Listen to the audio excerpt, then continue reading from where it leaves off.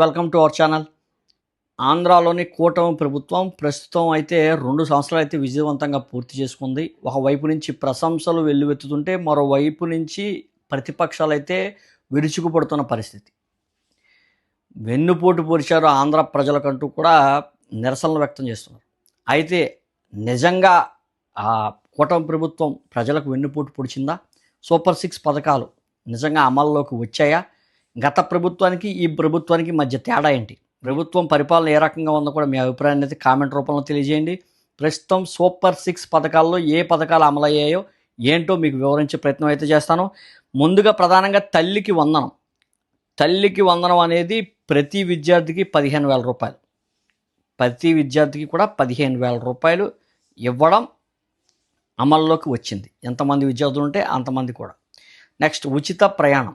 ఉచిత ఆర్టీసీ బస్సులో మహిళలకు ఉచిత ప్రయాణం అయితే కూడా స్త్రీశక్తి పథకం కింద అయితే వచ్చింది. దాన్ని కూడా అమలు చేశారు. దీపం 2 గ్యాస్ సిలిండర్లు. సంవత్సరానికి 3 గ్యాస్ సిలిండర్లు ఇవ్వడం జరిగింది. దాన్ని కూడా పూర్తి స్థాయిలో అమలు చేయడం జరిగింది. అదేవిధంగా అన్నదాత సుఖీభవ. రైతులకు ఆర్థిక సహాయం కింద 20,000 రూపాయలు ఈ కూటమి ప్రభుత్వం అందజేస్తుంది. అది కూడా అమల్లోకి వచ్చింది. అయితే ఆడబిడ్డ నిధి 1,500 రూపాయలు ప్రతి మహిళకి 9 ఏళ్ల నుండి 59 ఏళ్ల వయసున్న ప్రతి మహిళకు ఎంతమంది ఉంటే అంతమందికి కూడా నెలకి 1,500 రూపాయల ఆర్థిక సహాయం అందిస్తామని అయితే హామీ ఇవ్వడం జరిగింది. అయితే ప్రస్తుతం ఇప్పటి వరకు కూడా ఆ హామీ అమలుకు నోచుకోలేదని చెప్పాలి. అదేవిధంగా నిరుద్యోగ భృతి ఉపాధి కల్పన. సంవత్సరానికి 20 లక్షల ఉద్యోగాలు తీస్తాము. అదేవిధంగా ఉద్యోగం రాకపోతే కానీ ఖచ్చితంగా ప్రతి నిరుద్యోగికి కూడా 3,000 రూపాయలు ఇస్తామంటూ కూడా కూటమి హామీ ఇవ్వడం జరిగింది. అయితే ఇప్పటి వరకు డిఎస్సితో 16,000 ఉద్యోగాలు అయితే భర్తీ చేయడం జరిగింది. అయితే దానిపై కూడా ప్రస్తుతం అయితే చర్చ అయితే నడుస్తూ ఉంది. డిఎస్సి తీసుకునే విధానంలో లోపాలు ఉన్నాయంటూ కూడా ప్రతిపక్షాలు అయితే ఆరోపిస్తున్న పరిస్థితి అయితే ఉంది. అయితే ప్రతిపక్షానికి ఆరోపించే అర్హత ఉందా అంటూ కూడా టీడీపీ వ్యక్తుల నుంచి అయితే వస్తున్న పరిస్థితి. ఎందుకంటే గత 5 ఏళ్ల ప్రభుత్వంలో జగన్మోహన్ రెడ్డి గారి ప్రభుత్వంలో ఒక్క డిఎస్సి కూడా తీయని పరిస్థితి అయితే ఉంది. అయితే నేడు డిఎస్సి గురించి మాట్లాడడం కావాలనే బురద జల్లుతున్నారంటూ కూడా ఇటు కూటమి నేతల నుంచి అయితే పెద్ద ఎత్తున విమర్శలు కనపడుతున్నాయి. అదేవిధంగా చూసుకుంటే నిరుద్యోగ భృతి కూడా అమలు కాలేదని చెప్పాలి. ఎందుకంటే 20 లక్షల ఉద్యోగాలు తీస్తాము, కంపెనీలు ఏవో వస్తున్నాయి ఆంధ్ర రాష్ట్రానికి అయితే పెట్టుబడులకి అయితే వాళ్ళ ప్రయత్నాలు అయితే చేస్తున్నారు. అయినప్పటికీ కూడా ప్రస్తుతానికైతే ఆ హామీ నోచుకోలేదు అని అయితే క్లియర్గా చెప్పవచ్చు. అదేవిధంగా గత ప్రభుత్వాన్ని చూసుకుంటే ప్రధానంగా పెన్షన్ అనేది ఈ సూపర్ 6లో లేకపోయినా సరే పెన్షన్ హామీ అనేది ప్రజల్లోకి బాగా వెళ్ళిన పరిస్థితి. ఎవరైతే వృద్ధులు ఉన్నారో వృద్ధాప్య పెన్షన్ 3,000 రూపాయల నుండి 4,000 రూపాయలు వచ్చిన నాటి నుండి ఈ కూటమి ప్రభుత్వం అమలు చేయడం జరిగింది. అయితే గత ప్రభుత్వంలో అలా పెంచుకుంటూ ఆఖరిలో 2024కి 3,000 రూపాయలు చేయడం జరిగింది.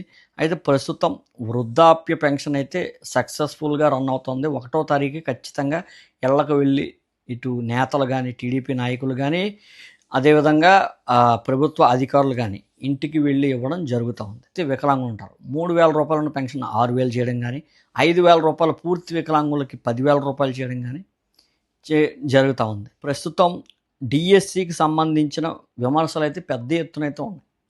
డిఎస్సి సరిగ్గా అమలు కాలేదు, ప్రక్రియలో కూడా లోపాలు ఉన్నాయంటూ కూడా అటు పెద్ద ఎత్తున వైఎస్ జగన్మోహన్ రెడ్డి పార్టీ నుంచి కానీ ప్రతిపక్షాలు ఎవరైతే ఉన్నారో కూటమి కాందే ప్రతిపక్ష హోదా ఇచ్చినా ఇవ్వకపోయినప్పటికీ అది ప్రతిపక్షం కిందే భావించాలి.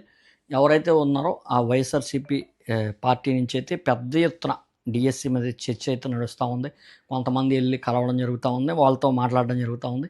అయితే గత ప్రభుత్వంలో వైఎస్ జగన్మోహన్ రెడ్డి గారు అధికారంలో ఉండగా ఒక్క డిఎస్సి అయినా తీసారా అంటే తీయలేదు అని అయితే క్లియర్ కట్గా చెప్పవచ్చు.